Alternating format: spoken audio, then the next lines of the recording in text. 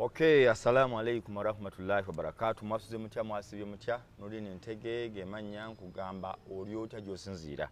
Tukyatambula n'ensonga wano mu Uganda ekiriwo nsonga za musango gwa Hajji Ali Twizire ne mukyala we Nakisuyi Zuula. Omusango guno olunaku olwaleero buli lukya tufuna ebipya, buli lukya tulaba ebyewuunyisa. Ekyasooka okujja Hajji tukujja tunyonyola musango omwana we bwe yakwatibwa n'abaana yavaayo yakola biki, buli muntu n'akwata ku mutwe. Abangi baakaaba, abalala baanyolwa.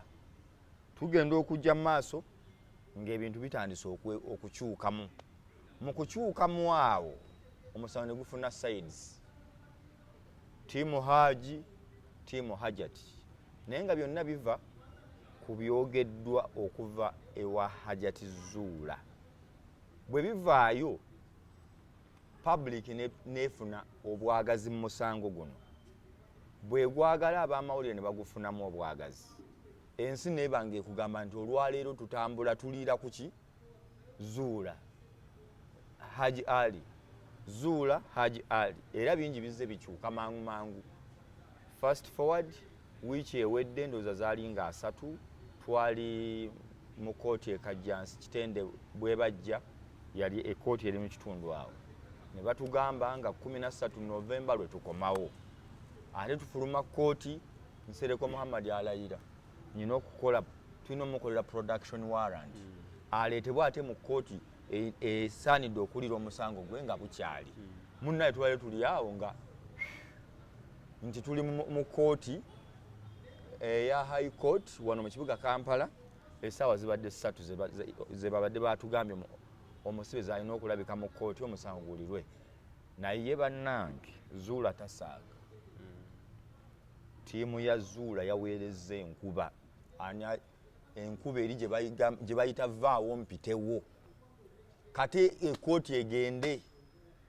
Era abantu nkakasa ebitundu 80 ku 10 tebisobodde kuva waka. Ekyo kyo oludda lwa Zuula nkibawaddeko amaanyi. Mutusinze enkuba gye mutadde tesaaga oba Zubeeda oba omukyala yani watinti Naalongo Kitone. Enkuba maama toddamu, oluddako twetonze ebyenkuba tubivuddemu, naye mubadde musudde ekibuga mu nnyanja. So byonna nga bimaze okuggwa, Hajji aleeteddwa mu kkooti. Mu kuleetebwa nga amaze okuleetebwa, ebitambula ne bitambula. Byenjagala tutunuulemu omusango gutambudde gutya, nabadde manyi bagenda kumuwa bail, lwaki tebamuwadde bail, era kati ki ekiddako, era ebikoleddwa mu kkooti bitegeeza ki? Nyina Council Freedom. Council nsanyusa okulaba. Nange okusanga. Oli otowa ekitiibwa. Bulungi. Mwebale kuweereza. Kale ssebo. Ensonga mugaanyo zitujjamu. Buli ssaawa muzituwa, buli ssaawa. Era tetulina kyakukola ndowooza. Musango guno gugenda ku raisinga president nene nnyo. Kyendabye nti buli kye gukola guteekawo. Yali manyi omusango gusinga okubeera ne public opinion ne tension mu bantu gwa presidential election. Gwa byabufuzi naye nga gwa president akalukawedde bamuwaabye nti nabbiddwa, naye ne guno ndowooza gukozinze public attention nene nnyo. Naye nga mwebale byonna gye mutuusaako engalo, abakosefu bonna tubasabira. Kaakati omulabi wange ayagala kuwulira. Mpulidde bano abawolereza b'omwana then n'aba Hajji bali mu kkooti nga balinga abakkaanya. Bamanyi tebalina kubaana kukkaanya kwonna. Ati professional nga balooya, ekisooka kya bugunjufu nti looya muno yino muwa respect kuba ffe tuba mu lutalo, but you have to disagree. Muwakana ku principles. Bitabo bye biba byogera. Muwakana kuba obutakkaanya tekujja mu buntu. Obutakkaanya kuyina kujja mu principles. Oba ebyo ebyetaaga biba bikoze eki biteereddwawo. Era ne mba muwakana mukayana nti kino kirina kuba bwe kiti. N'okyogerako mu ngeri gy'okisuubira gye kyali baddemu, n'akyogerako mu ngeri gy'asuubira gye kirina okubeeramu, then n'ateekako etteeka.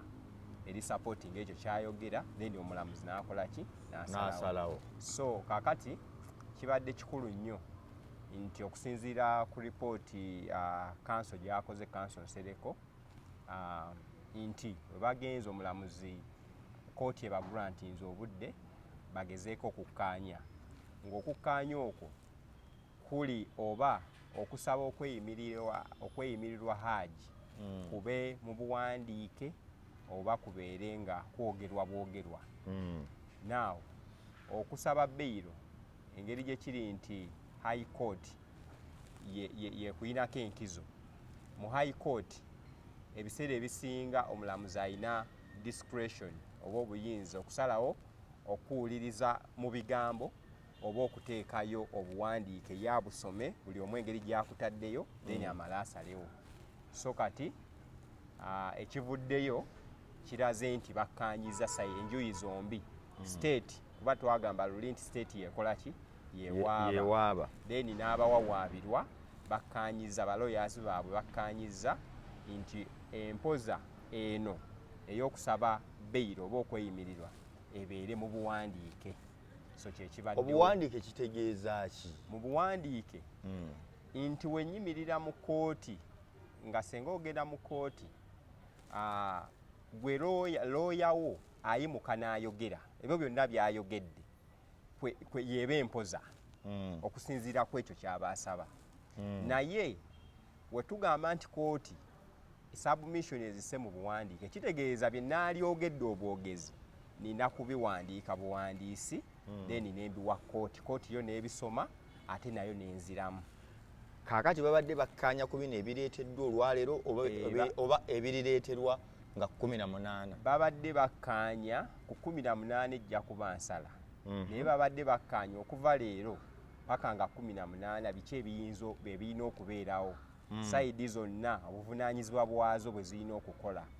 Okugeza balooya ba Hajji baba nga basaba kweyimirira, bakkiriza nti banga ki okusaba okwo kwe kuyina oteerebwa mu kkooti, ate era ne state, balooyazi ba state baweebweko kopi. Bwe bamala obbiyitamu ne balooya ba state bafayiringe bawe kopi kkooti enziramu yaabwe, ate n'enziramu eyo bagiwe sayidi yaki anti state olweddamu. Ojjukira twagambye saawa zino okusaba defender accused yakukola, omuwawaabirwa yakukola kuba yayagala ovaawa mu kkomera, yayagala ofuna beyiro. Naye okusaba okwo akuwaako kkooti n'akuwaako naani neyamuwaabira. That is the state. Lawyer wa state. Oba mu lufuutifuuti abasinga naku bamuyita state oba prosecutor. Kati prosecutor naye addamu akola okuddamu kwe, either agaana oba akkiriza, objectinga oba nga ta objectinga. Naye eyo okuddamu okwo akuwa kkooti era ate era nammwe n'abawa kugaana kwe kuyimiridde ku ki. Then okuddamu okwo ate ekikolwa ekyokusatu ne gundi balooya babawawaabirwa ne baddamu okugaana kwaki kwa state nga bagezaako okulongoosa nti maybe state wano okugaana ako kwesimbye kwene ennyingo, naye ennyingo eno amateeka gagyogerako bweti, kwagamba nga bagezaako okunyiriza okukola ki okusaba kwabwe, naye nga basinziira ku ki ku objection oba ku submission ya state. Kati olumala ebyo byonna omulamuzi aba agenda sinziira ku ebyo, ono yasaba atya, ono ya objecting otyo oba yagaana atya, then ono okugaana yakuddamu atya. Kati ebyo state kati kangendeewo omulamuzi omulamuzi babimukwasa ku olwo babimuwa nnaku nga zikyali. Anti kati olwaba olwaleero already Honorable Nseka agambye already asavinze application ye eya bail ezo okugisaavinga osooka gifayiringa mu kkooti. Kitegeeza kati omulamuzi yempa ensaba ya bail already agirina kopi ye weeri. Yes, ne bano yabawadde abawadde. Kati obudde bulina okuba nga babukkiriziganyizaako ddi bano bwe bagenda okuddamu, naye tebasobola kuddamu kwabwe looya wa sayidi eri nga tebannawaako mulamuzi, basooka ne bawa kkooti, then kkooti wemala okufuna then ne bakwata kopi ne bagiwa looya w'abano, then era ne bafuna obudde nti enziramu ya state balooya b'abano era bagenda giddamu ddi. Kati obudde obwo bwe bakkaanyizaako nti okuva kati paka nga 18 byebyo ebigenda okubeerawo, then n'omulamuzi ajjava afunye obudde obusoma mu byonna ebiba byamuweebwa asinziire okwo ajenga 18 yes awe ensala ku bbeiro si ku musango gwonna wabula awansala ku Hajji aweebwa bagita bbeiro okweyimirirwa yeeyimirirwa yes yensala gituba tugenda wedda mpulira nina ngambye nti bagenda kuwa ensala nenga musanga bagwanguliza okugusala kati ssemateeka akkiriza omuntu nti kkooti eyewuliriza omusango eba erina enkizo owuliriza omusango, ssemateeka emukkiriza okusaba okweyimirirwa asobole okuba nga awoza naye ng'ava bweru, era okusinziira kkooti ku buwaayiro bwebeekoze eki bwebeetaddewo obuwaayiro obwo omuntu tumukkiriza awoze ng'ava bweru, naye tetujja mukkiriza kubuuka wabweru, tajja kusukka Uganda, tajja kuvaayo, paasipooti ye tugitutte, ebintu ng'ebyo ayinza okuba bamutaddeko akasente k'alina okusasula mu kkooti, ebintu ng'ebyo. So ebintu ebyo kkooti kasita ebissaawo, asabye bbeiro okweyimirwa n'abituukiriza, kitegeeza kkooti esobola okukkiriza. Kkooti weebeera banga waliwo okubuusabuusibwa nti omuntu ono ayinza okudduka, omuntu ono ayinza okutataaganya obujulizi, biki ebyo, ate kkooti eyinza okusitandinga n'egaana. N'ensonga endala nga famire, bayinza olaba nga Hajji famire ayina nnene nnyo ng'ate ebadde eyimiriddewo ku ye, nga okubeera eri ate nga n'obujulizi oluusi tebunnalabika, famire ekosebwa nnyo okusinga nga Hajji bamutadde nti famire eyo ate eba efuna ekyokulya. So ebintu bingi kkooti byekola ki? Byetunuulira, era ebintu ebyo muziri submission bibeeramu ebiri. Kati ono Nsereka ayinza okugamba Hajji alina abaana bangi, kakati ate state n'agamba Hajji alina abaana bangi, naye tukkiriza gavumenti eyinza okukola ki? Okubalabirira.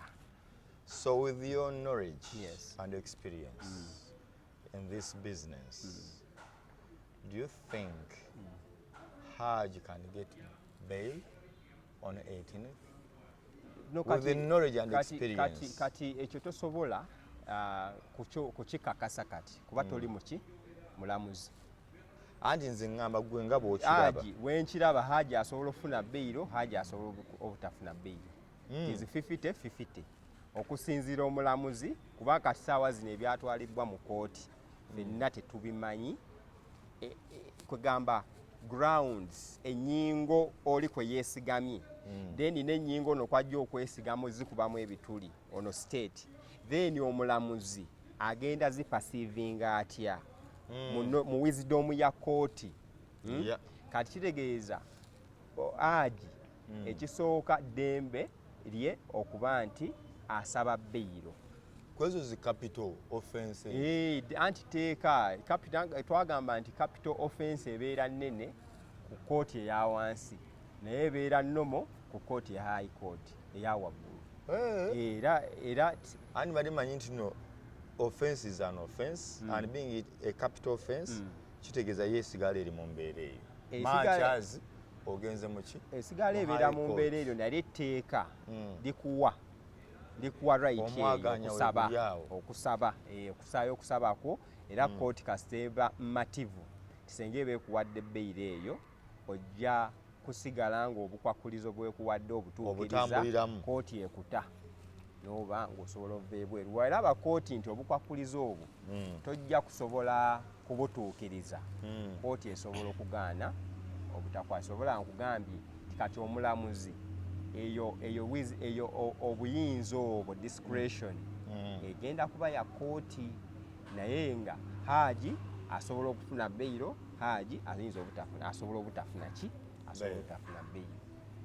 Okay, kakati bali tutambula ku madaala ga high court wali naŋŋamba omusango guno nga baguddusizza abantu bali eyo ekigo bali ludda wa mwaka mulamba myezi emeka ebya Hajji nga biyita mu bwangu yasasudde yesse ndowooza omusango gufunye speed n'emirala gyegiri egitambula speed naye guno tulaba gutambula speed olw'ensonga guli mu mawulire tugufollowinga abantu bagufollowinga ekyokubiri omusango guno gwafunye public interest nene abantu buli omu aba awulira ayagala amanye ekikola ki yes kati nagamba nti luli agezaako okubanyonyola nti buli woobeera nga waliwo factors ezinfluencing obwenkanya okufunibwa ezisukka ku mateeka ekisooka ye public interest oba public opinion nti community kasita zifuna ebbugumu ly'ensonga yonna ensonga eyo etandika nayo okukola ki okufuna ebbugumu so kati omusango guno gufunye nnyo ebbugumu mu bantu so kati kitegeeza n'abagusala n'abagumanaginga nabo baki nabo bantu nabo kitegeeza hiiti eyo egenda ebakola ki ebalinya yes batandika okufuna hiiti y'omusango okusinziira ku public pressure so that's why olabanga omusango era wabula nga bw'okyogedde kumanya abantu ebivumu ebyevumwa ku musango guno abantu enjuyi bakutte obagamba nti tojja kubaawo kyogwogerako kkooti terina kyegenda gukolera kati eba erina oguhandolinga nti atirisi bategeere Hajji afunye ebbeiro ekyo nakyo kiveewo kati abantu bategeere Hajji waaba afunye ebbeiro tulinda kulaba obujulizi obwo bwonna obwakuŋŋaanyizibwa nga okuwulirwa kutandise abantu basigale nga balinda ki nga balinda ekyo ate nga mmanyi era omusango gumala ne gukola ki gumala ne guggwa abantu abamu bayingira mu misango gino musango guno naddala kati okutunulira nga nze oluvannyuma lw'ekizuula nti abantu bangi bali mu makomera nga baasibibwa bwereere era nga testimonies zirina nyingi eziraga nti naddala abasajja basindikiddwa mu makomera ne basibwa nga tewali kuganga teyakikola naye yo kkooti neemugamba wakikola yeffe eno gy'olabye nti abantu bazimbidde ku busungu obwo obukadde n'olaba nga bakitadde ku hajati olw'omulaabwe batyo kati ngaani agamba nti bansibira bwereere kubanga ye kati ekyo oli okugamba nti bamusibira bwereere it is not tetujja kugamba nti tujja kukifula obvious oba overall nti buli omu ali mu komera yasibibwa ki bwereere oli waawulira nga yasibibwa bwereere nga high court emusalidde omusango oba kkooti ng'emusalidde omusango ng'akakasiza ddala kisoboka okuba nga kyava ku nsonga nga bbiri ekisooka nti waaliwo obunafu either mu kunoonyereza onfuna bulungi oba waaliwo obunafu mu ye mu kuleeta abajulizi sayidi eriyo neyeteekateeka buki neyeteekateeka bulungi bo kibatera okwogera kankunyumizeyo keesi emu njinyumya nnyo wano abamu ndowooza ebatamye n'okubatama keesi emu eri Mawogole Masaka eyo munda oli yajja n'agamba omuvubuka yali asiika capati bamugamba nti yakutte obwana busatu omulundi guliwo gumu naye ate bonna teyabukolako penetration naye mbu yagezaako bukola ki naye ate webamugambira abamwetodde bagamba abadde wano ng'asiika capati olunaku lulamba abamuvuna ne bagamba yavuddeyo teyabaddeyo yaze n'akwata obwana kati mu process emu bamukwata bamuteeka ku poliisi asulayo oli ajja amugamba nti naye lwaki mukaayana lwaki abasajja tobaguza ettaka n'amugamba ettaka ffe tetutunda nti kati ebisigadde bikola eki gw'onoomanya kaakati ye akuwaako ekyo nti yasibwa lwa ttaka naye nga omusanga ate avunaanibwa gwa bwana kati ani avunaanyizibwa kufuna amazima gano yes kuba nze oŋŋambye na raping nze sa raping oba defilement Kaakati nze gwe bawaabidde ne kkooti ani alina okunoonya amazima? Kati bw'obaba bakuwaabidde state yewaaba omusango gwe bawaabidde gwalina obuvunaanyizibwa okukola okunoonyerezaako n'onoonya obujulizi ng'oyita mu bannamateeka abo. Era ebiseera ebisinga oba toyina bannamateeka osobola okusaba naddala egyo emisango eminene egiri capital, osobola okusaba gavumenti n'ekuwaaki n'ekuwa looya kuba ng'okuwa looya okubeera nga oli represented ddembe lyo. Kati obukugu bwa looyawo n'amaanyi g'ayinza okussa mu musango ogwo bwe buyinza okuggyayo okulaga nti ddala ddala omusango ogwo bakulanga bwemage. Then state balooya baayo obukugu bwabwe n'obumalirivu bwabwe police kubanga police byekuŋŋaanyiza ebiwa state oba DPP. So obukugu bwa police okunoonyereza n'okuggyayo ebinyusi ku musango ogwo guba gukuloopeddwa nakyo kikulu nnyo okujja okukakasa nti naawe waguzizza. So kyeva olaba nkugambye obukugu bw'okunoonyereza obulungi buyinza okuleetera okukakasa omuntu ono nti yasibwa. Obunafu bw'okuleeta obujulizi obwegaana gw'omuwawaabirwa busobola okuleeta okusingisa omusango. Kati kitegeeza sayidi zonna ziba n'obuki n'obuvunaanyizibwa. Kati bwe tuba mu mbeera nga kirowoozebwa waliwo ebyawanyisiganyiisizza ebibatu nti oli yataddemu akasente, ekyo kyo tetusobola kirulinga awutu ate nze ndi mwavu.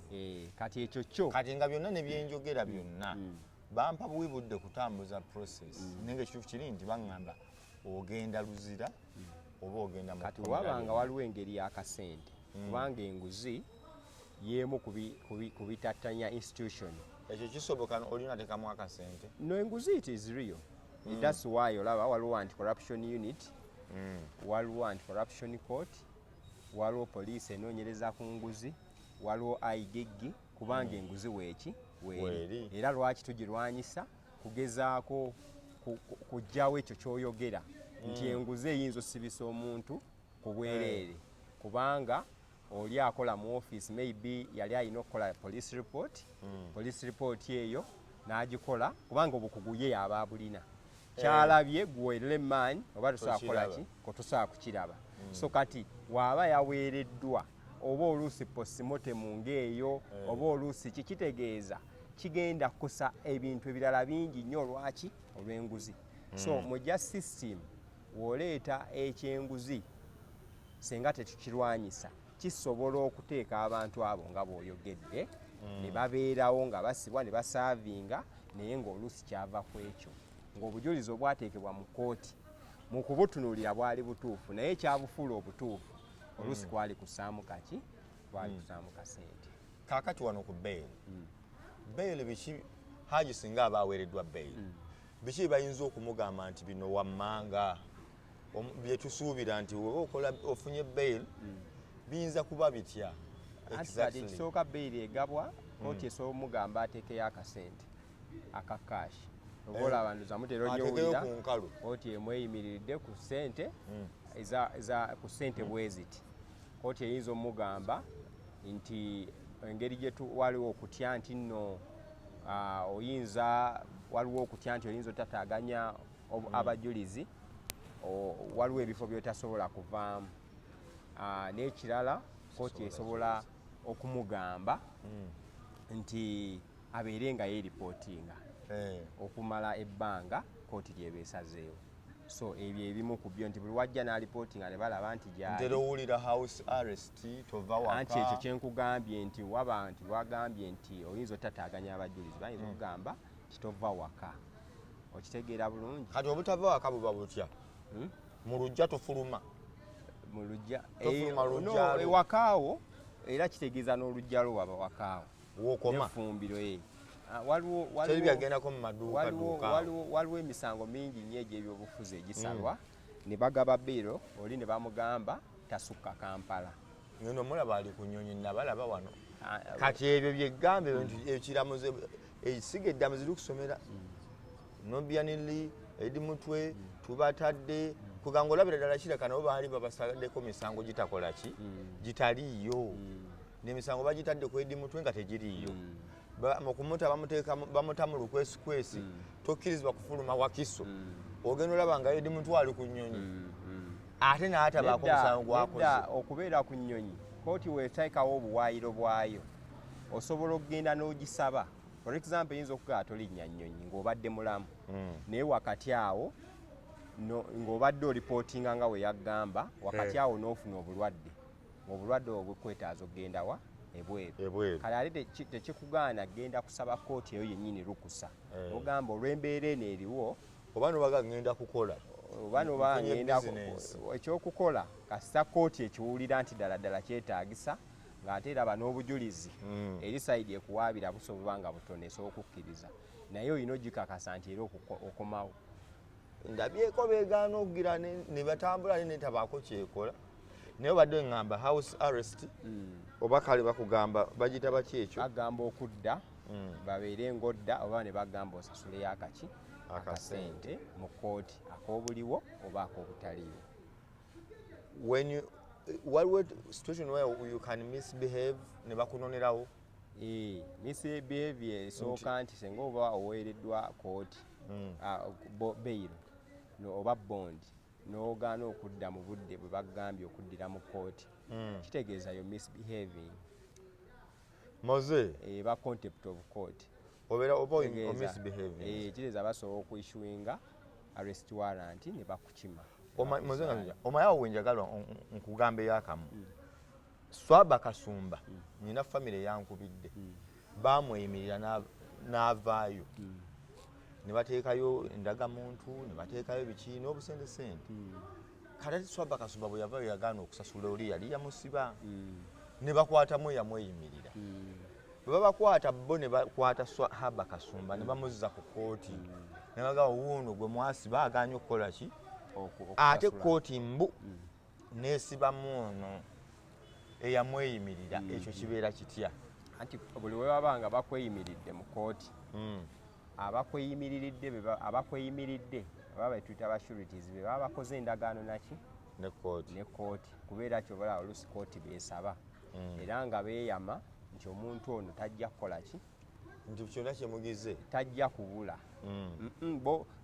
bali nnyo nti tajja kubula ate tujja mukubirizanga okujja muki kati bwabula ne mumukwata ne mubaleetera engeri gye mweyama eri kooti buvunaanyizibwa bwammwe mwe mweyama eri kooti eyo nti omuntu ono tusuubira nti ajja kuba mulungi senga aba aweereddwa bbeeyi kati kitegeeza bw'aba abuze kooti ng'emwetaaga gwe yeeyama gwe tuba tumubanja bwe mukwata nze gwe mubanja ne mubaleetera anti mubaleetera kitegeeza awo oba ate bamukwata kati awo kitegeeza afune bannamateeka abe bamukwata ne bamusiba nga bamugamba bw'ataleeta ssente ze babanja swaba kasumba tavaayo so facts ezo sosobola ngeri gy'okinyonnyola kiddemu nga bwe nkikugamba kubanga tosobola kuba surety ebiseera ebisinga ne ssente oluusi kooti practically ekiri common ssente ze bamusaako ziba nani cash kaakati okuleka nga ono eyeeyimirira yeetabamuuko naye mu kibangibwa tewali wadde kati awo kyobula nkugambye facts ziba zeetaaga okusooka okukola ki okusoma practically okulaba nti ddala lwaki walina okubaawo ensonga lwaki ono omwami eyeeyimirira nga bakutte omusibe eyadduka naye ali muki naye yakwatibwa waliwo era bombi baba bakwata abeeyimirira bombi bakwata yali akulembeddemu kitegeeza waliwo kubanga saa bombi bali babakwata awo twali kitadde bo bamugamba leeta ssente z'oli zetumubanja yamukwata n'amubaleetera anyway ekyo nkuwalwa kuba size na fayiro eyo kyetaaga sitoro gisoma kati kantegeera lwaki byakuyiga ki president si eziyinza okusetinga omusango gwa Hajji zetulabamu era zisobola okubeera nezisigalawo nkulazeemu kino ekyomuproducinga amangu abalala basaba ne bigaana ekisooka president omusango guno guyambye nnyo abantu okufollowinga kati ebyamateeka Okay. okuva we gwatandika kubanga obeera buli omu engeri gyagwinterpreting ate oyinza okusanga nga guli purely legal gulimu nnyo ebyamateeka okusobola okugutegeera so kati abantu bafunye omukisa okukola ki baguwadde obudde abantu bategedde eddembe lyabwe daswa era we tubeera wano buli kyoyogerako abantu kati batandika okutegeera nti beiro koze erina kuba bweti nina okufuna kanso nina okukola bwenti basobola okuneeyimirira singa ntaddeyo bino so kitegeeza next time waafuna ensonga y'emu aba ayinako ku idea ku kyokkola abantu olw'okwagala omusango guno kibaleetedde okumanya ku bintu kati nga rape and defilement interpretation yagwo mu kkooti so luli babadde babakwata kivandulo nekyokubiri kkooti zikola zitya kubanga ebiseera ebisinga abantu baffe kati saawa zino ebintu by'amateeka bali ignorant abasinga enamba esinga bali ignorant nnyo so ekintu kino we kibeerawo abajja okukyogerako ng'ate public ebadde ekipiikinze ekifollowinga tegeeza abantu batandika okufuna bali mu kiraasi basoma okugezaawo tugamba nti omuntu w'okwatibwa tonaaba kitegeeza kitandika okubikkula amuntu amaaso nina gwe nabadde nkaana naye yabadde Jacob omutuuze twabadde ku TV namba nga ŋŋamba ekyuma kiri mu Uganda wano kisobola okukebera enkwaso z'omusajja okumala emyaka 10 n'egi naŋŋamba nsiba obukadde butaano ne mugamba tosiba yadde ebibiri principally nga abasawo wakati ekyo tekyetaaza nze looya tekyetaaza musawo wa byabuwangwa tekyetaaza ani pilot kyetaaza omukugu oyo nga musawo kati omusawo yalina otugamba nti omuntu waaba akwatiddwa okufuna obujulizi obwo kiki yalikoze kati abasawo nze mbeesinga ku ripooti gy'ozowulira advice ebadde egamba omuntu bamukebera ddi n'omuntu okumanya nti no eyakwatidde tusobola omutracinga omuntu ebiseera ebisinga tekiri ku budde kiri nnyo ku butanaaba kubanga kiri kye twagala kiba eyo DNA n'enkwaso ziba zikyaliwo so kitegeeza gy'okoma okulwawo emikisa mingi nti ogenda kwoza obujulizi kati abantu baba bayiga bino ebintu buli omusango guno lwe bagugoberera kitegeeza bayiza ebintu biki bayiza ebintu bingi nti omusango gwaabwe baba bakukutte tambulirawo olope poliisi omusirikale tosooka kunaaba ojengo onyumye nga bwe bakukutte bw'ogenda kyobulaba emisango gino oluusi gifuuka mizibu okuprovinga kubanga obujulizi obwo oluusi buba bwakola ki bwabula oba oluusi nga ekikolwa kyaliwo naye olw'okuba obujulizi bwabula kati ng'ate okuteekayo omuntu suspect olina sinzira ku buki olina sinzira ku bujulizi so omusango guno tugufunemu ekyokuyiga kubanga tutandika okutegeera ngeri ki ebintu ebimu gye birina okukwatibwamu ekyokubiri abantu bategeera kati kkooti zitambula zitya kuba abantu abasinga bamanyi emisango gigwera ku poliisi abalala badde tebamanyi nti olina okugenda ku emisango eminene nti kkooti eya wansi tegiwuliriza kkooti ya waggulu yekola ki yeziwuliriza kati society etandika okutambula emanyi then n'ekirala kyekya public opinion kubanga omusango guno gulabika gusikiriza nnyo abantu oba oli awo ne betwayiriise nti bakugu nnyo oluusi oguyingiramu gusise nnyo emitima gy'abantu ne tutandika okugudisikasinga omanyi nti maama Fiina bukyanga abaawo tumumanyiye ku bawala ku baana abawala abakyala bafiirako naye this time round yagambye ayagala alabe ku musajja tagamba nti awagira nti oba omusajja yakwata abamute wabula aganedda abasajja olumu banyigirizibwa nnyo nabo bafune kugaolaba guno omusango guyisise buli muntu nabo bafune ku bwenkanya so ekya speed ndowooza tulina kukozesa musango guno emisango gyonna egiriyo nga gye twaliise egisikatidde gamba okukikozesa ng'ekyokulabirako nti gyonna gisoboka nagyo okukola ki kati emisango gino egitaliiko awondera emisango gino egitaliiko awondera omanyi abantu bavundira mu makomera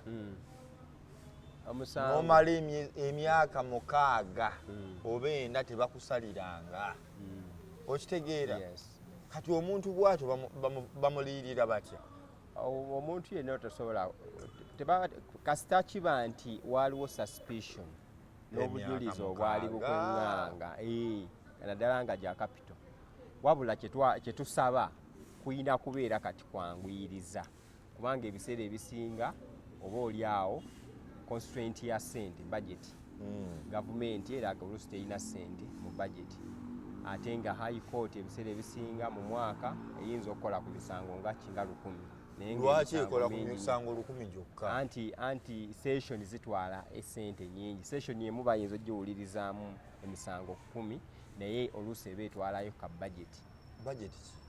budget okufacilitatinga sessions ezo ezicriminal okuleeta abajulizi kubatambuza kukola ki abasirikale kubazaayo abasambuza abajulizi eba state balimba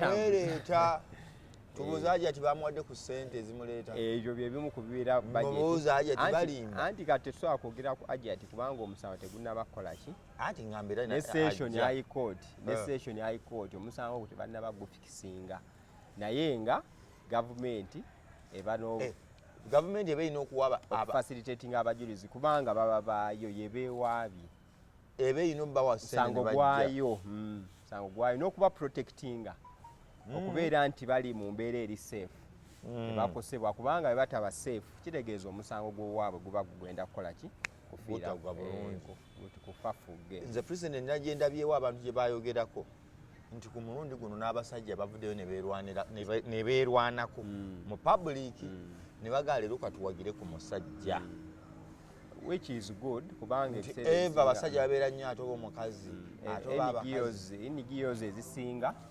ezizo olwa women emancipation yaliwo nga zaali zaagala nnyo tumbula eddembe lyaki naye oluusi weesanga nga ate n'abasajja ensangi zino olwokuba kati abakyala okukola oluusi omukyala luli yawanga respect barespectinganga abasajja olwa class sente naye kati osanga omukyala ng'avuga Prado nga n'omwami we avuga kawundo so ebintu ebyo oluusi bireeta okunyigirizibwa omulimu omukyala afuna $2,000,000 omwami afuna 8 so kati ebyo oluusi bireetamu zezimu ku factors ezireeta omuntu oli owulira nti nkusinga olwa bino ebirala olwa property so kati ekyo ne kireetamu okunyigirizibwa okuli psychological okutonotono oluusi okuba tekulaga naye ng'omwami ono tasobola kukola ki kuvaayo okwogera yes kaakati atugoberera tukugamba nti tutambula ffenna nina council freedom twogera ku nsonga ng'omusango bwe gutambudde olunaku olwaleero mu kkooti wano mu kibuga Kampala wano opposite CPS we wali kkooti mwe tubadde awo high court tugutunuulira otugamba ki weereza message wansi awo comment share like and subscribe okitegedde ekyo comment share and subscribe singa omusango guggwa nga Hajji talina kye yakola ne bizuulibwa byonna Hajji ati yali yafumba bifumbe byonna n'obujulizi ne buvaayo Hajji ati zuula nga yafumba bifumbe singa kikola ki olwo kiba kitya eri zuula nga ye tewali kibaawo kubanga zuula nga bwe tugambye zuula si ye yawaaba state yewaaba state ogenda ogamba nti ejja buwaaba omusango kale bweba ezuula nti yalimba state yagimisleadinga kaakati obulimba obwo bukose okulimba musango okujingajinga ebiwandiiko musango okweyita kyotali musango so omuntu yenna waba awuliranga ebyo nga bw'obyogedde byonna ebyo wekizuuka era ani akizuula ng'abooludda luno olwa defense babikubyemu ebitundu ne bakuba ku mmeeza nanti gwakizudde oba owulira ng'olina interest ewaabira zuula nga naawe ogenda omukolako ki ng'omukolako awo tabaako kyavunaanibwa kyonna mu kkooti eno nga we tugambye nti state era orders ezijja against the accused person state yezisaba si Zuula yazisaba era Zuula tasobola agamba nti tusaba tumusalire emyaka 5 oba na state eyawaaba yesaba okitegeera bulungi naye state ng'ekozesa obujulizi Zuula bwaba abajulizi nga Zuula ekozesa abajulizi ng'abaana ofuna bulungi nnyo so naye Zuula si yali nti ye kyagenda okusalawo kyekikola ki so gw'ogamba nti Zuula essaawa eno talina musango gwonna si bwe ngambye okuggyako tugambye nga ffe tumuwaabidde tugambye oli awulira nga Zuula alina suspicion yonna ayinza owulira nti yamukola ekintu walabye ow'ebyapa yabifunye teyabifunye yasoose kukola ki kugenda kuwaaba kwekubira nduulu kitegeeza n'oyo yenna awulira nti amuyinako obuzibu bwonna naye agenda n'akola ki era poliisi n'enoonyereza ofuna bulungi kyezudde weraba nga waliwo enkizo yonna era emutwala mu kkooti era fayiro ne bagisanctioninga naye tekijja kuva mu kikooti kikooti yennyini ku guno omusango yeefuulira omwo egambe nti kaakati tuzidde watulimba kati nawe tukutta kati mu mbeera eno we tuli singa nzuula nga Zuula alina emisango essaawa eno nga naye alina emisango gy'atambuza mukazi wattu nzikirizibwa nange omuggulako egyange eno era ne bamunona ne bamutwala mu kkomera buntu enna olina eddembe lyo ngamba singa mba n'emisango ku Zuula yes anti olina eddembe ly'okola oba oyinza okugamba bakitemaatema batya nedda omuntu yenna oba oyina kati nga gino gye tuwulira twogera gye bamuteekako yakola kino abo balina obujulizi basobola okugulawo fayiro abantu bangi nnyo n'abali mu makomera kasita bamala obbakwata be bakozeeko biseera ebisinga nkiwulira nnyo mu bufere bw'ettaka kiri nnyo mu bufere bw'ettaka ng'oli okufera abantu ku ttaka yagufuula muki mulimu kati we bamukutte ogenda owulira gwe yaguza kapoloti nga kafu naye najja n'ateekayo muki n'ateekayo omusango we yajingirira ekyapa ekifu naye najja n'akola ki so omuntu yenna waddembe okussa ku muntu yenna amukosezza omuki omusango oba state yaddembe okussa omusango singa ngumuteekako for example today ne bamugaa gwe tukusindise kitalya naye ate the same time ate nga wano mubalina okuwa obujulizi ate bamunona mu kkooti bamunona ku prison bakola kye bayita production warrant ajja asooka alumiriza esayidi eno addeyo ennembe bamuwa production warrant okujja okuba omuki oba kye tuba tukola mulaba mutya naye lwaki tuleke kkooti nsuubira no sigamba kiri ngamba abamuyinako emisango balekeraawo mumwogerako balekeraawo mumuwaayiriza wabula ayina omusango nti Zuula yakola kino agenda amukola eki kyobala mbadde nkibuuza nti mu mateeka kikkirizibwa omuntu waaba yakosa yenna oli waddembe okugulawo complaint poliisi nenoonyereza bayinza okugamba nedda kasooka amale kino naawe olikola ki kuba ojja kumutabula oba bayinza okugamba nti okusinziira mu musango gwalimu nga waliwo obwetaavu basobola omukwata era naye n'asaba okweyimirirwa kwe ne kugaanibwa oba ne kukkirizibwa naye nga kisoboka nga obuzi oba kisobokera ddala n'ayingira kitalyawe n'ayingira okusinziira ku bapoliisi byebekoze eki byebejjeeyo omusango bwe guti bwe guba gusse Hajji mu bye tugeze bizuuliddwa byonna ng'ebyaddala Hajji yatulimba yatufera nga byaddala yakwata omwana kuba kisoboka batira ebibonerezo biba bitya ekibonerezo kyakufa ekibonerezo kyakufa kufa kyakufa waliwo kye tuyita aggravated defilement nga bategeeza ki aggravated defilement nga nene nnyo ofuna bulungi sinnagitegeera ennene yeeriwa defilement defilement musango naye oguli nnomu naye aggravated ate oba oziza omusango nga naye oguzizza mu mbeera embi eri rough tugambe rwafu ng'ebyetoolodde bikireetera okuba nti ddala bibi nnyo okugeza w'obeera nga okoze defilement eri omwana ow'emyaka 14 okudda wansi eyo kisobola okukifuula aggravated okusinga ow'emyaka 15 ku 17 ekyo kimu.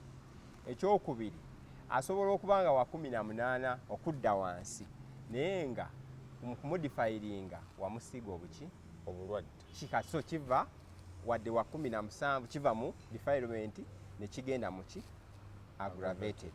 Osobola okuba nga wali custodian wa mwana oyo gwe yali amulabirira ali wansi wa nnyumba yo, yes kati ate n'omukolako obulabe kifuuka aggravated. Lwaki kifuuka? Kubanga ali mu custody yo, welfare yonna eri ku ggwe, future yonna eri ku ggwe. Okitegeera bulungi? Ayikiriza n'omutunuza mu mbuga zaki za stand. Kitegeeza kwega kiba kibi kale ngambye ebyetoololera ku defilement naye nga bibi nnyo bye bigifuula aggravated. Yes.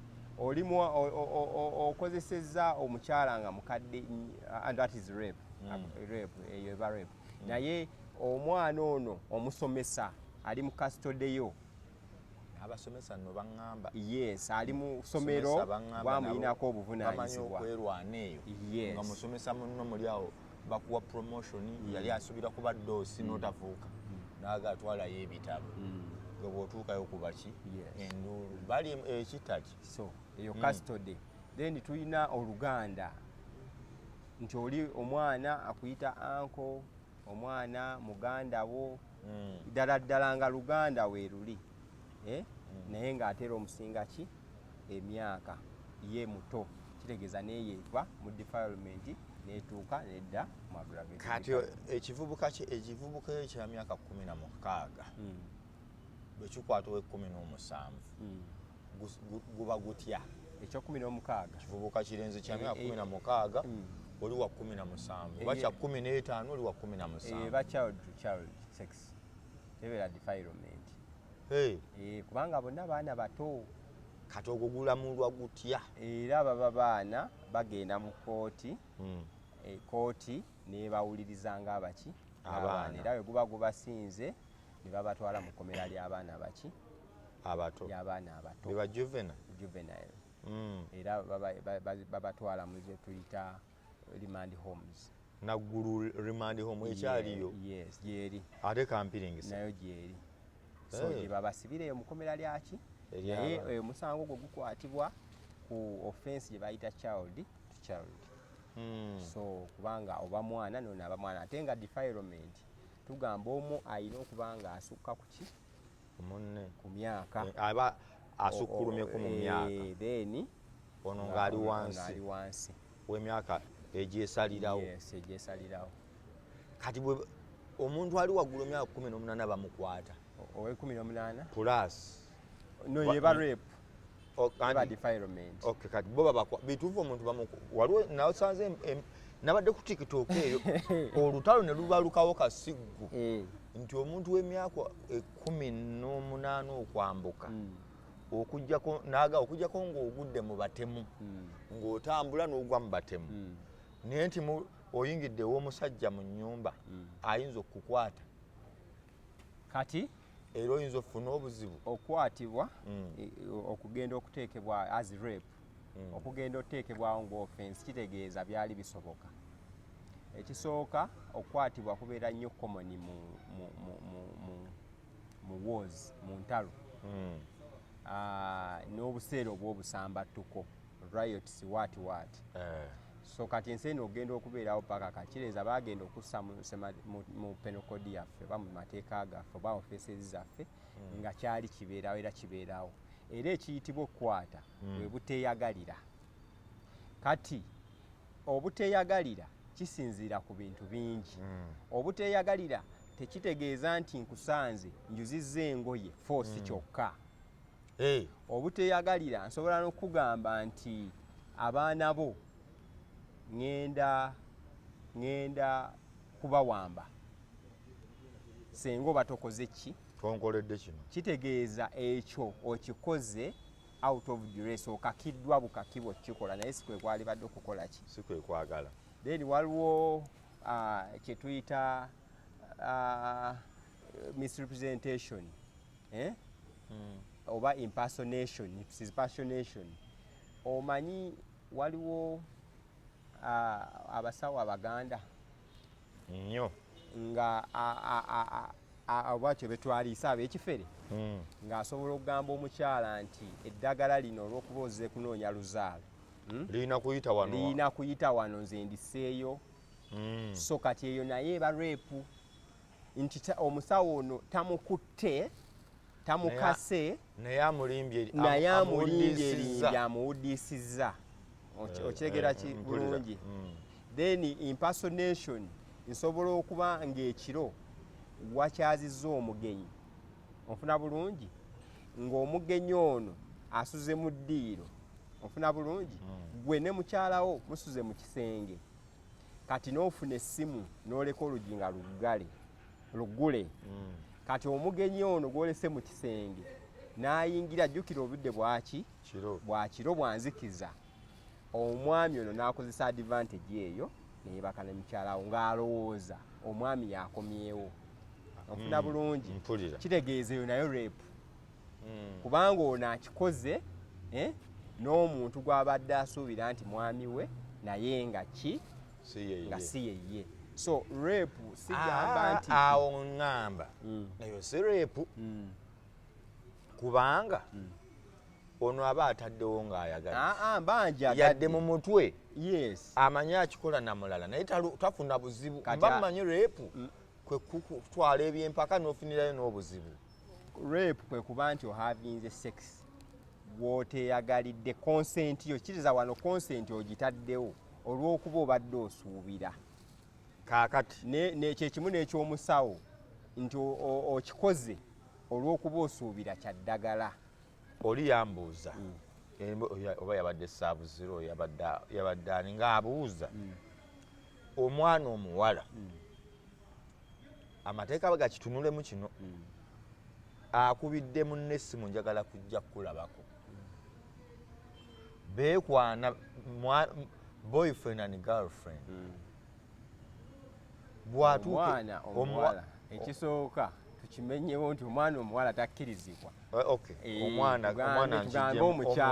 Omukyala kubanga waliwo abawala abatannazaala ojja kutabuka n'abawala bano tebaagala bayita bakyala myaka 2 kanti tukirongoose nti otegeeza ali mu myaka egyesalirawo 18 kwambuka n'agamba nti naye kansi omanyi ngenda kusulako wo weekend eno nga yakusaba n'okukusaba n'atuuka ewuwo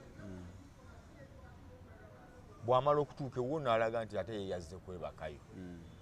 Kati omukulu ono bw'amulemerako n'amulemerako n'amaliriza nga akkiriza eba reepu kuganga mu mutima gwe agamba nti omusajja annemeddeko nyo naye nkikoze saagala. Ali teba reepu kuba ogambye amaliriza nga akkiriza. Nedda ali forced to accept enewe nti bambi nfukamidde at least genda kati ekiro kino.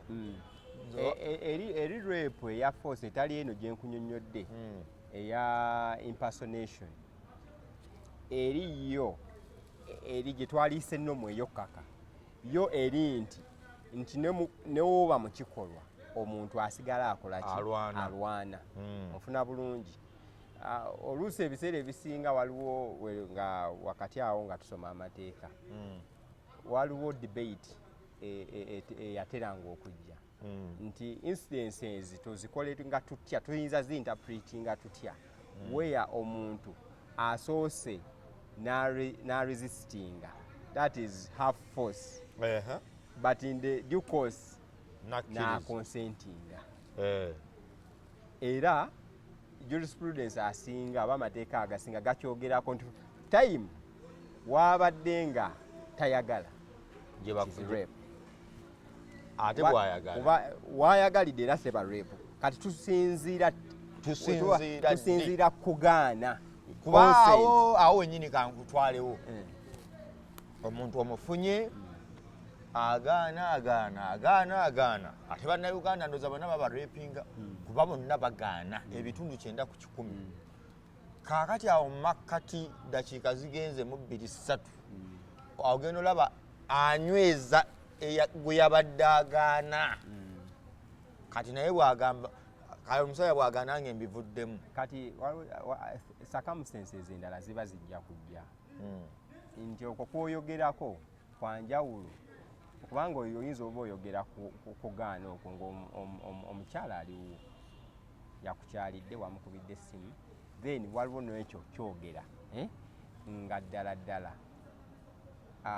gwagenze ewuwe njagala onaze ewuwo ekyo kyo kirala circumstances ndowooza ekyo kijja kirwako nnyo kiri nti okukkiriza kuyinza okuba because factors abantu abamu ze bakkiririzaamu ensonga ziyinza okuba nga zanjawulo kakati ekyo tutakigendamu tujja kutta principle eno eya rape principle yeegamba wemba saagala era n'okola penetration eyo nga saagala kitegeeza egenda kubaki ejja kuba rape kati eri gyo nnyonnyodde ani agiditamininga eriwa yonna nti half rape ono awaabye alina oleeta obujulizi akakasa atya nti nno wano half nali saagala era circumstances azinnyonnyola kyekimu n'emisango gya marital rape nagyo giwa nnyo kkooti obuzibu kubanga omufumbo ayinza edda baavangayo nga bagamba nti nabo babakolaki babakwata era nabo nga ekimu ku buvunaanyizibwa obujja n'okufumbirwa ensonga ezo so kati kyabeerera nga kizibu nnyo kkooti okugamba nti ate tuyinza tutya kugamba nti wakwatiddwa ng'erigimu ku mirimu kubanga etteeka lya leepu lyo ligamba omuntu yenna kitegeeza n'abafumbo be bataddemu kati kitegeeza abafumbo waavaayo n'acomplaininga but practically olw'okuba nti omuntu omufumbo kiba kibakakatako okola ensonga ezo nga kibeerera kizibu kkooti kati kkooti ekyo ekikola etya era marital rape teriiwo buvunaanyizibwa olina eddembe eryo kasita ogenda mu bufumbo gwe kasita okkiriza ogenda mu bufumbo manya ensonga ezo za emu ku cardinal principle nti you have a right to sexual intercourse oba conjugal rights kasita okkiriza nti ngenze mu bufumbo era ekimu ku biyinza okuleeta divorce n'enfayiringa divorce kwe kuba nti ensonga ezo tozimpa okiregera bulungi ku bbali nti nno ki bwagamba muwa ensonga nze nzimuwa kati mu kkooti oproving ota nti tebazikuwa era gwe nga gwe omukyala oleeta circumstances kubanga era eyo mu family court era nabo baba n'obukugu obusobola okuwuliriza n'onnyonnyola ensonga zo bwe zibeera mubeerawo mutya buli lunaku then afterwards kkooti yeesobola okutegeera nti ddala ky'onnyonnyola kituufu oba nedda kubanga wemba nzifuna lwaki naalize mu kkooti abantu banoonya ensonga ezibaawula n'agamba kawaayiriza omukazi kkooti eyinza okuwa just ensala nti kubanga eyinza okuwa ensala yaga musooke muddeyo okumala emyaka 2 nga temunnayawukana era we muddayo olw'okuba omwami ategedde obuzibu bwe n'atuukiriza ogenda okulaba kkooti esazizaamu ki okwawukana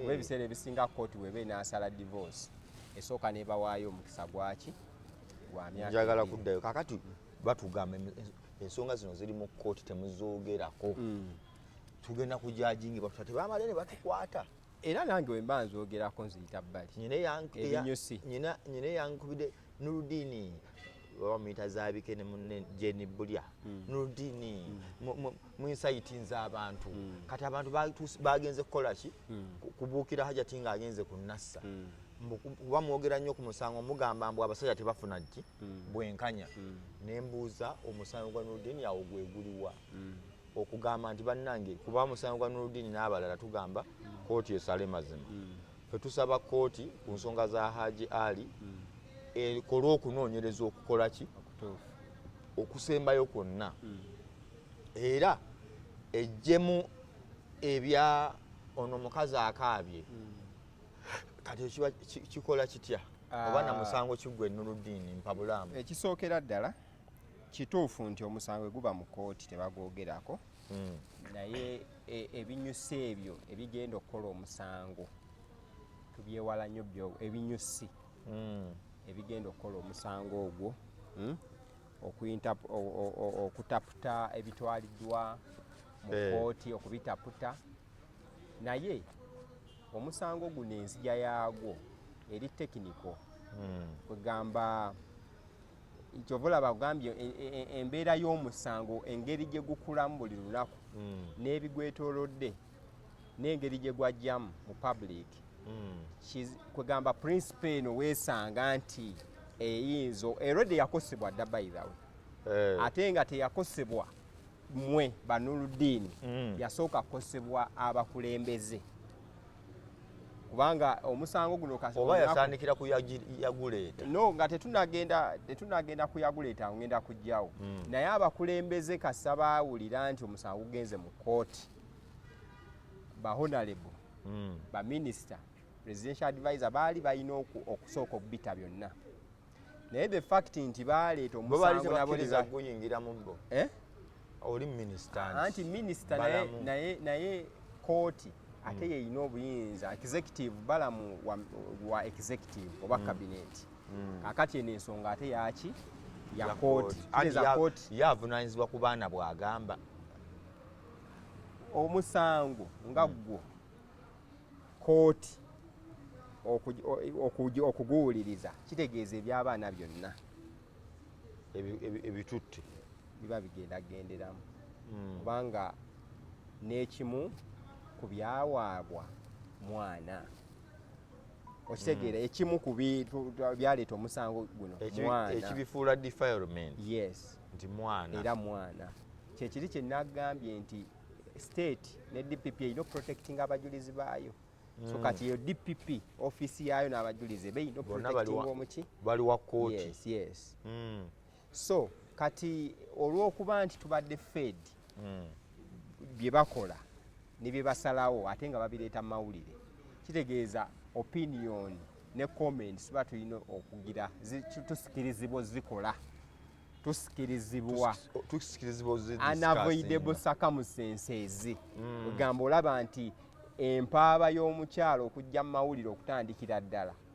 obo vidiyo ezajja ez'omwana ng'agamba taata Hajji yakola bw'ati ate enkeera n'ayogera birala osindikirizibwa okubanga naawe weebuuza ebintu bingi ekirowoozo kyo ku byewawulidde kuba nabyo biba bizze mu ki kubanga ebimu bye tukolako opinion tebiri mu kkooti tubijja wano social media kubanga kkooti tenatugambako nti kino gyekikola ki gyekiri kubanga tetunakakasa nti ddala oba amasuuka ge mugamba ddala mu kkooti egali wabula bye tufuna tubijjeera eno era bye tukola ki tubijja ku public domain yes kubanga n'ababituwa era bajja ne bagamba twazudde kino ate nga si poliisi si kkooti kubanga suubira nti ow'essuuka eyajogera yali musirikale ngendo byongeramu amaanyi oba okitegera bulungi kwongerako ne sipiika tubisanga eno era gye tubikubira eno ensonga eno ffenna tuli mu gikwata nga gyejjidde nga wezze era buli omu agezaako gikonsuminga nga waagirabye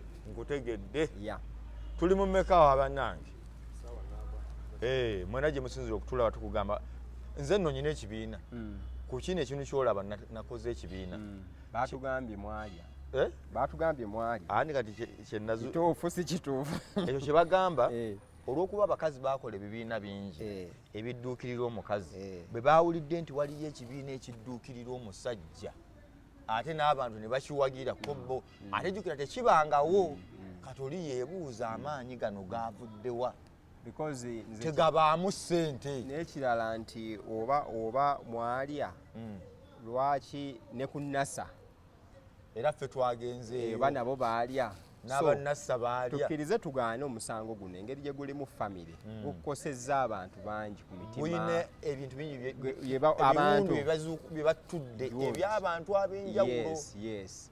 Stories nyingi ezetoolererako naye nga mu nju eyo ez'abantu ebintu ebyo gyebiri. Okay. Equality or equity for men kyekibiina kyaffe kye twakoze tunoonye okusinga abasajja naye ng'oli sure baakusibira bwereere ng'olina n'ekisobolo kikukakasa nti bakola ki baakusibira bwereere tuyambagane. Naye kaakati ali already mu kkomera. No, abantu baabwe baba bakimanyi nti munnange kyagaana buganyi baatusinza ssente baayagala kutwala ttaka. Tuyinza okutandika okubaako ekitaggululira n'abali mu ofiisi ez'enjawulo tuyambagane era ensonga za Hajji ze sezivaako.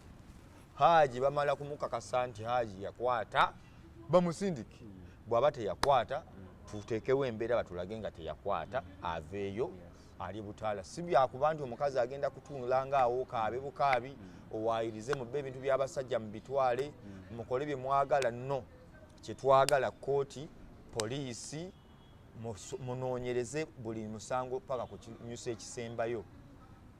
Twakoze ekibiina equality, nze nkiyita equity for men. Muganda wange full figure kipya nnyo yaŋŋambye equality, taagala kugira equality. So ku namba kwendi awo ku 070 55 85 63 0701 55 85 63. Ayina kyogamba Hajji, nze wa Hajji ne mukomera ŋŋendayo ne mulabako. Hajji ŋŋendayo mu kkomera ne mulabako. Abantu batera okuntumayo. Hajji muntwalire nina mpadde n'edduwa. Twalira Hajji edduwa eno agisome era ŋŋenda kufuna obudde mbulako transport yekka. Essimu yange eriwa gisomere n'abantu nkusomera edduwa nkakasa abantu ensonga nebakwatako nnyo. Oli aŋŋambye Nuruddin twalira Hajji edduwa eno eriwa nandigikulaze nti abantu ensonga zibakwatako. Eriwa yandinyambye nejja yiino. Assalamu alaikum wa rahmatullahi wa barakatuh. Nuruddin, if possible give this message to Hajji Ali. Thanks very much. Naŋŋamba muwaasome naawe awulira byaŋŋambye. La ilaha illa anta subhanaka inna kutum minadhari warimin. Owulidde eyemu n'ayongerako hasbunallah wa minnal wakil. Let him be using this ayah from Surat Yasin. Salamu alaikum wa rahmatullahi wa barakatuh. Allah bw'anaaba ayina ekituufu kyonna ekinaabaawo kijja kuba kikola ki ajja muggulirawo. So obubaka bwe buti just ono omukyala wameda Hadija ekakiri obubaka bwa Hajji ngenda gimuweereza edduwa mugiwulidde yeeyo. N'abalala bantumayo abatuyambako mu nsonga bwe ziti abantu abalina obuzibu bwe buti musigane mugira ku 0701 55 85 63 070 55 85 63. Tukwatagane omulundi omulala insha Allah. Assalamu alaikum wa rahmatullahi wa barakatuh.